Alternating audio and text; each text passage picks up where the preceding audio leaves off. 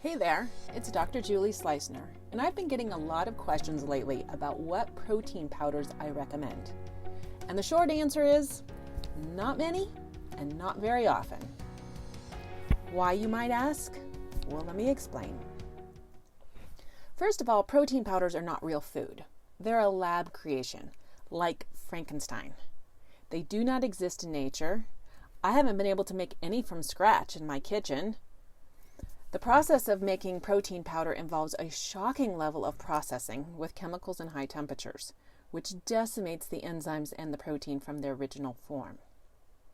The next problem, most people think that protein from meat and protein powders are the same, but let me tell you, they're not.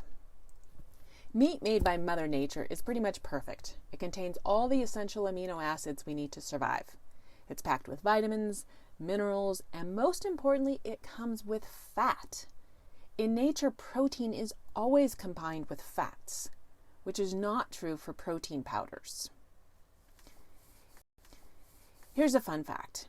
In times of scarcity, traditional cultures would hunt rabbits, since that might be the only food that was available.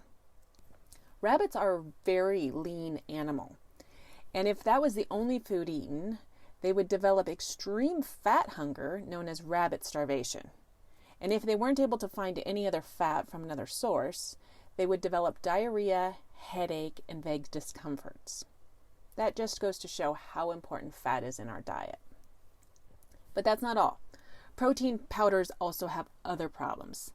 Most protein powders are derived from rice, pea, and soy, foods that are commonly or mostly carbohydrates.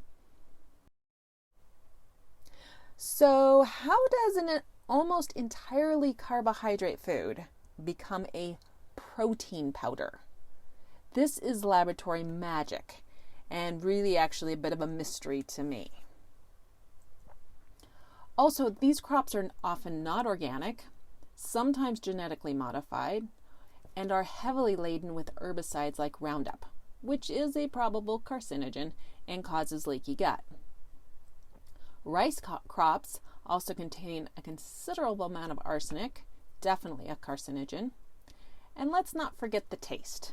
Protein powders inherently don't taste good, so they add ingredients like natural flavors, erythritol and xylitol to make them more palatable.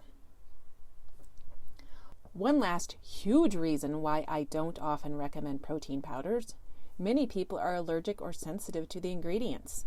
It is amazing how often, after running food sensitivity tests, people are actually allergic to the rice, dairy, whey, pea proteins, or the gums that are used. No wonder so many people use protein powders, don't feel that great, and end up more inflamed and gaining weight. So in conclusion, I rarely recommend protein powders because they're not real food. They're often not organic, heavily laden with herbicides, filled with ingredients to cover up their bad taste, and place a huge burden on the body when you are sensitive or allergic to them, especially if you're consuming them regularly. They're simply not healthy.